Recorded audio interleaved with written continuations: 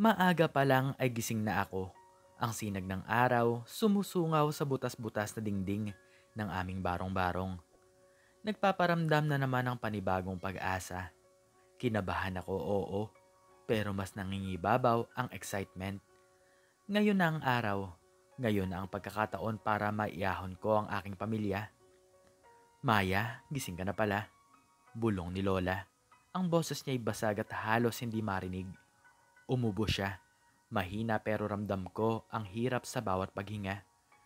Nilapitan ko siya. Hinaplos ang mainit niyang noo. Opo, Lola. Kailangan ko nang umalis. May interview po ako sa Synergy Holdings ngayon. Synergy Holdings? Ang laking kumpanya niyan, apo.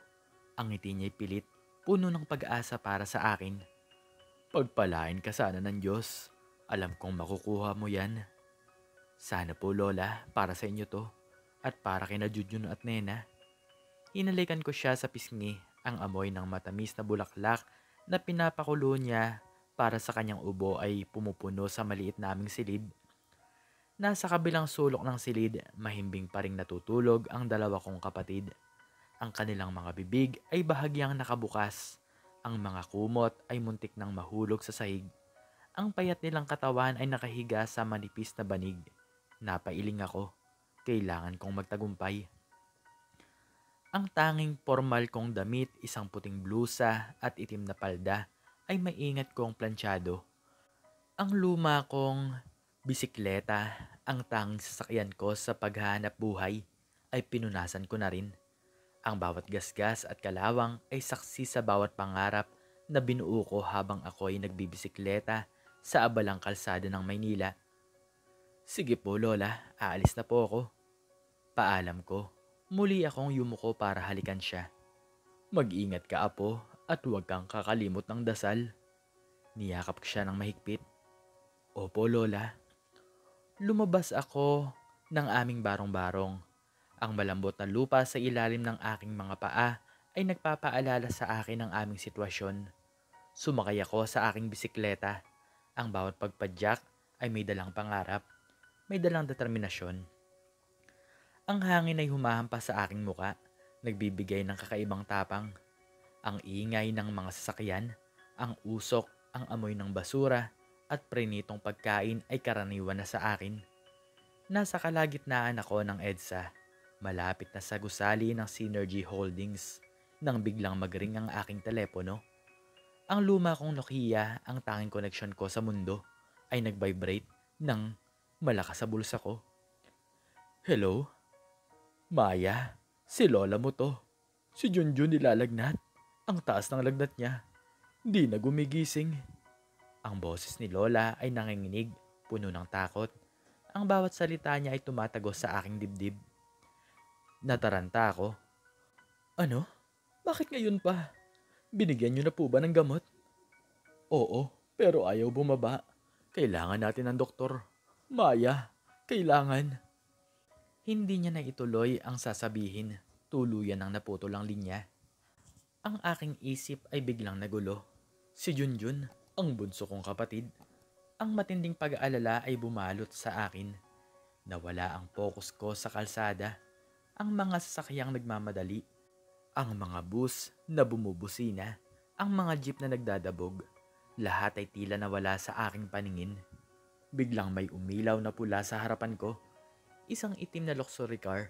Ang mga gulong nito ay umuungol, nag-iwan ng mahabang marka sa kalsada. Hindi ko napansin, hindi ko nakita. Ang tanging nakita ko ay ang mukha ni Junjun, maputla at nilalagnat. Isang malakas na banggaan. Ang bisikleta ko ay tumama sa likurang bahagi ng mamahaling sasakyan. Narinig ko ang tunog ng pagyupi ng metal, ang pagbasag ng ilaw. Nagulantang ako. Ang sakit sa aking tuhod at siko ay biglang dumaloy. Ang init ng dugo ay naramdaman ko sa aking balat. Bumagsak ako sa aspalto. Ang aking bisikleta ay nakahandusay sa tabi ko. Baluktot ang gulong sa harapan. Aray ko po, daing ko. Ang boses ko'y halos hindi marinig. Masakit, oo, pero mas masakit ang nakita ko. Isang mahabang gasgas at bahagyang yupi sa likuran ng itim na sasakyan. Isang itim na luxury car. isang mamahaling sasakyan. Ang aking puso ay bumagsak. Paano? Paano ko babayaran to? Bumukas ang pinto ng driver's seat. Lumabas ang isang lalaki, may edad na.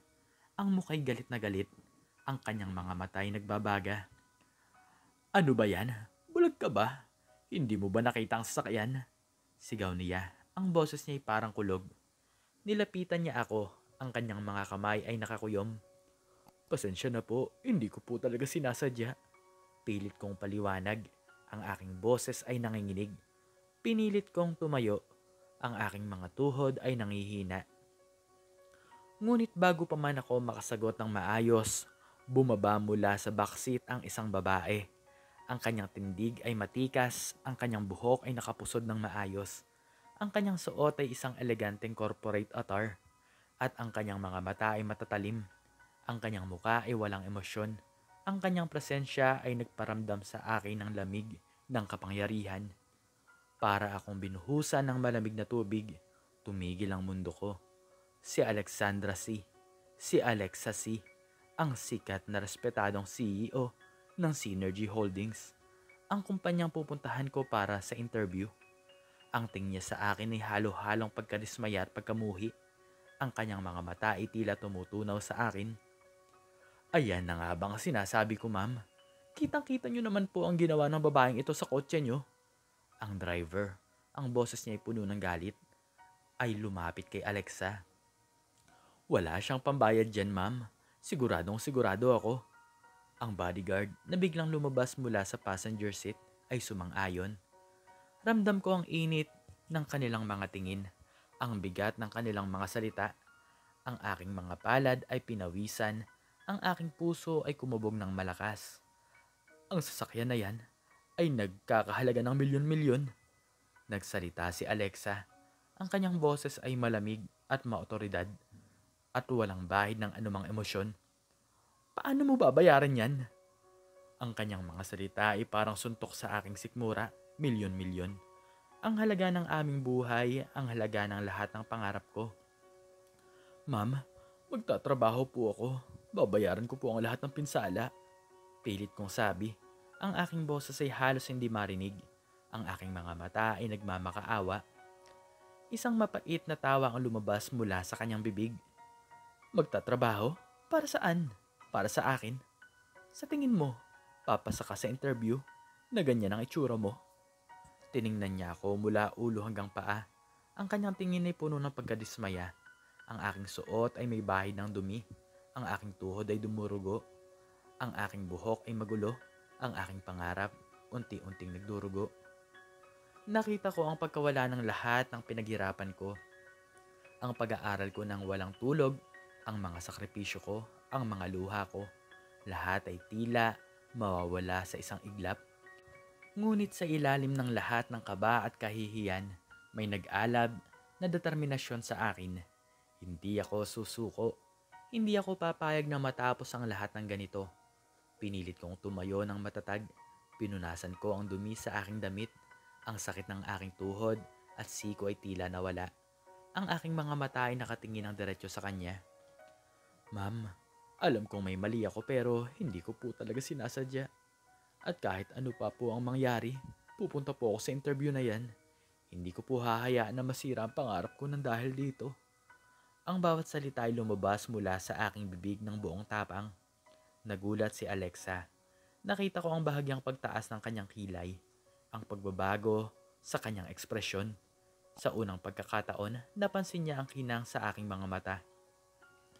Nagkaroon ng matinding pagtatalo sa isip ni Alexa. Kitang-kita ko yon. Ang kanyang mga mata ay tila nag-iisip, nagdedesisyon. May bahagi sa kanya na gustong ipahuli ako o singilin sa pinsala. Ngunit may bahagi rin sa kanya na nakakita ng sarili niya sa determinasyon ko. Isang batang babae na handang lumaban para sa pangarap. Kung ganon, sabi niya, ang kanyang boses ay hindi na malamig, hindi na puno ng galit. Sumama ka sa akin, ngayon mismo. Ipapakita mo sa akin kung gaano ka kadesidido. Nagulat ako sa kanyang desisyon. Ang driver at ang mga bodyguard ay nagkatinginan, nagtataka. Ngunit sumunod ako sa kanya. Ang aking puso ay kumabog ng malakas. Sumakay ako sa likuran ng itim na sasakyan. Ang amoy ng mamahaling leather ay pumupuno sa aking ilong. Ang aking mga sugat ay mahapdi, pero mas nangingibabaw ang kaba at pag-asa. Sabihin mo sa akin, Maya, sabi niya. Ang kanyang mga mata ay nakatingin ng diretso sa akin, sa salamin. Bakit ka karapat dapat sa posisyon na to? Ito ay hindi ang typical na interview. Diretsahan ang kanyang mga tanong. Bawat salita ay tila sinusuri ang aking kaluluwa. Ma'am, nagtapos po ako ng cum laude sa kursong Business Administration. Alam kong wala po akong karanasan sa malalaking kumpanya pero handa po ako matuto. Handang-handa po ako patunayan ang aking sarili. Ang boses ko ay nanginginig pero pinilit kong maging matatag. Ang aking pamilya, ma'am, ay nakatira sa isang squatter area. Ang aking lola ay may sakit at ako po ang bumubuhay sa dalawa kong nakababatang kapatid. Ang pangarap ko po ay maiahon sila sa kahirapan. Ang pangarap ko po ay makapagbigay ng magandang buhay para sa kanila. Ang aking mga mata ay nag-init. Ang aking mga alaala ay bumalik. Ang mga gabing walang tulog. Ang mga araw na walang kain. Ang mga sakripisyo. Alam kong mahirap ang buhay, ma'am, pero hindi po ako sumusuko. Sa bawat pagsubok, mas lalo po ako lumalakas. Sa bawat pangarap, mas lalo po ako nagiging determinado. Naramdaman ko ang matinding pressure, pero sumagot ako ng buong katapatan na may halong emosyon at pag-asa. Ikuwento ko ang paghihirap ng aming pamilya, ang aking pag-aaral at ang aking pangarap na maihaon sila. Paano mo mababayaran ang pinsala sa kotse ko, Maya? Tanong niya. Ang kanyang mga mata ay matalim pa rin. Magtatrabaho po ako, ma'am. Kahit anong trabaho, babayaran ko po ang lahat ng pinsala. Kahit ilang taon pa po yan, babayaran ko po. Milyon-milyon ang halaga niyan, Maya. Sa tingin mo, kaya mo yan? Opo, ma'am. Kakayanin ko po. Para po sa pamilya ko. Kakayanin ko po. Ang sasakyan ay huminto sa tapat ng Synergy Holdings. Ang malaking gusali ay tila umabot sa kalangitan. Ang aking pangarap ay naroon abot kamay. Pagdating sa opisina, hindi na ako dumaan sa normal na proseso. Sa halip, diretsahang, hinarap ako ni Alexa sa kanyang opisina. Ang kanyang opisina ay malaki, moderno, at puno ng mga aklat at mga award. Ang kanyang desk ay manipis. Ang kanyang upuan ay umiikot. Maya, sabi ni Alexa, ang kanyang boses ay may bahid na ng paggalang. Hindi ko pa rin nalilimutan ang ginawa mo sa sasakyan ko. Pero may nakita ako sa iyo na bihira ko nang makita sa mga aplikante ngayon. Ang tapang at determinasyon. Sige, bibigyan kita ng trabaho. Bilang executive assistant ko. Pero may kondisyon. Napakunot ang aking noo. Kondisyon? Ano kaya yon? Ang kondisyon ay babayaran mo ang pinsala sa sasakyan sa pamamagitan ng pagtatrabaho mo sa akin. Ang halaga ng pinsala ay idedeklara bilang loan na babayaran mo sa pamamagitan ng iyong sweldo. Kung magtagumpay ka, may bonus na naghihintay. Kung hindi, mawawala ang lahat. Ang aking puso ay kumbog ng malakas, isang pagkakataon. Isang pagkakataon na may kasamang matinding hamon. Ngunit, ito rin ang susi sa aking pangarap. Kung magkakamali ka, masisante ka, walang pabor, walang paligoy-ligoy. Naintindihan mo? Opo, ma'am. Naintindihan ko po. Maraming salamat po, ma'am. Hindi ko po kayo bibiguin. Ang aking mga mata ay nagluluha, ngunit pinipigilan ko. Simulan mo na bukas. Maging handa ka. Hindi ito madali. Opo, ma'am. Kinabukasan nagsimula ako sa aking trabaho. Ang bawat araw ay isang survival test. Si Alexa ay isang mahigpit na boss, detalyado at walang paligoy-ligoy. Maya, ang report na ito ay hindi kumpleto. Kailangan ng mas maraming detalye. Balikan mo. Opo, ma'am. Ang presentasyon na to, kulang sa impact. Kailangan ng mas malakas na mensahe. Ayusin mo nga to. Opo, ma'am. Madalas akong mapaiyak sa banyo. Ang aking mga luha ay dumadaloy sa aking pisngi. Ang aking mga kasamahan ay tila natatakot sa akin o kaya'y naiinggit. Pero bumabalik ako sa aking desk ng matatag. Pinupunasan ang aking mga luha at pinipilit na maging perpekto. Sa bawat task, pinipilit kong maging perpekto. Natutunan ko ang pasikot-sikot ng korporasyon, ang pakikitungo sa matataas na tao, at ang kahalagahan ng diskarte at pagiging proactive. Maya, kailangan ko ng research tungkol sa market trends sa Southeast Asia sa loob ng 2 oras. Opo, ma'am. Hindi ko alam kung paano ko nagawa, pero nagawa ko. Nagbasa ako, nag-analisa, at nagbigay ng concise na report. Unti-unting, napansin ni Alexa ang pagbabago sa akin. Mula sa isang probinsyana na puno ng kaba, nagiging isang mataas at epektibong executive assistant ako. Nagsisimula na akong mag-isip ng lampas sa aking mga gawain, nagmumungkahi ng solusyon, at nagpapakita ng inisyatiba. Ma'am, sa tingin ko po, mas magandang gamitin natin ng bagong software na ito para sa mga data analysis. Mas mabilis at mas accurate po ang resulta. Ipaliwanag mo. Ipinaliwanag ko ang aking ideya. Ang aking mga mata ay puno ng determinasyon. Nakita ko ang bahagyang pagtaas ng kanyang kilay, ang pagbabago sa kanyang ekspresyon. Nagsimula ring magbago ang tingin ni Alexa sa akin mula sa isang empleyadong may utang tungo sa isang promising talent.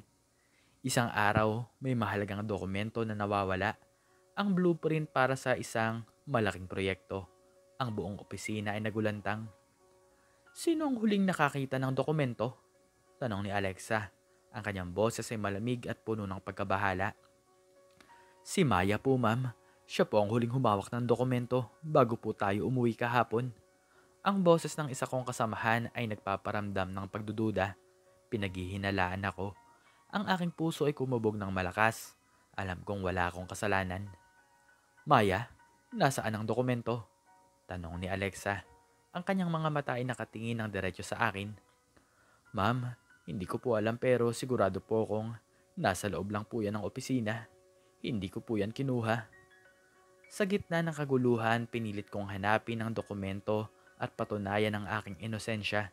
Sa tulong ng aking bagong kalaman at husay, natuklasan ko na isa pala itong sabotahe mula sa isang kakompetensya. Ma'am, nakita ko po ang isang email na galing sa isang unknown sender. Ito po ay may attachment na tila naglalaman ng virus. Sa tingin ko po, ito po ang dahilan kung bakit nawala ang dokumento. Patunayan mo. Pinakita ko ang ebidensya, ang aking mga kamay ay nanginginig, pero ang aking utak ay mas mabilis na nag-iisip. Ito ang nagpatunay kay Alexa na karapat-dapat ako sa kanyang tiwala. Magaling, Maya, magaling. Ang kanyang ngiti ay hindi na mapait, tila puno ng pagkadismaya. Isang ngiti ng paghanga. Pagkalipas ng 1 taon, nabayaran ko na ang lahat ng utang ko sa sasakyan. Hindi lang yon. Naging indispensable na ako sa Synergy Holdings. Ang aking pangalan ay kilala na sa buong kumpanya. Sa isang board meeting, ipinahayag ni Alexa ang kanyang kumpiyansa sa akin. Mga kasama, gusto kong ipakilala sa inyo ang bagong Chief of Staff ng Synergy Holdings, si Maya. Nagulat ako, ang aking mga mata ay nagluluha. Chief of Staff, ang pinakamataas na posisyon na pwede kong makuha. Hindi lang yan, sabi ni Alexa. Ang kanyang mga mata ay nakatingin sa akin, puno ng pagmamalaki. Inaalok din namin siya ng scholarship para sa master's degree sa isang prestigious na universidad. Nasagot ng kumpanya. Ang aking puso ay kumabog ng malakas. Master's degree ang pangarap ko, unti-unting natutupad. Ipinapahayag ko na si Maya ang kinabukasan ng Synergy Holdings. Ang mga palakpakan ay umalingaw-ngaw sa buong silid. Ang aking mga mata ay nagluluha. Ang aking bibig ay nakanganga. Nakabili na ako ng sarili naming bahay sa isang disenteng lugar. Ang aking lola ay malusog na. Ang kanyang ubo ay nawawala na. Ang kanyang ngiti ay tunay na puno ng kaligayahan. Ang kanyang mga mata ay nagluluha sa tuwing nakikita niya ako. Salamat, Apo. Maraming salamat. Ang aking mga kapatid ay nag-aaral na sa magandang eskwelahan. Ang kanilang mga ngiti ay tunay na, puno ng pag-asa. Ate, ang ganda ng school namin. May mga library, may computer lab. Salamat, ate. Ikaw ang pinakamagaling na ate sa buong mundo. Hindi na ako nagbibisikleta kundi may sarili na akong sasakyan. Isang simpleng sasakyan pero ito ay simbolo ng aking pinaghirapan. Ngunit ang pinakamahalaga, Hindi ko nakalimutan ang aking pinanggalingan. Naging inspirasyon ko ang aking komunidad. Nagbibigay ako ng tulong at pag-asa sa mga kabataan. Maya, totoo ba na galing ka sa squatter area? Paano mo nagawa yan? Tanong ng isang bata. Ang kanyang mga mata ay puno ng paghanga. Oo, totoo. Ang mahalaga ay huwag kang susuko. Manalig ka sa Diyos at magsikap ka. Walang imposible. Si Maya ang dalagang minsang nakasagi ng mamahaling sasakyan ay naging simbolo ng pag-asa at katatagan. At ang posibilidad ng isang banggaan ng tadhana ay maaaring maging simula ng isang magandang kinabukasan. Ang kanyang kwento ay patunay na sa kabila ng mga pagsubok, ang determinasyon at sipag ay tunay na makakapag-ahon sa iyo mula sa kahirapan tungo sa tagumpay. Ang aking buhay ay isang patunay na ang pangarap ay kayang abutin basta't may tiwala ka sa sarili mo at may pananampalataya sa Diyos. At hanggang dito na lamang po nagtatapos ang istorya at sana ay nagustuhan niyo ito. Muli ay maraming salamat po at God bless us all.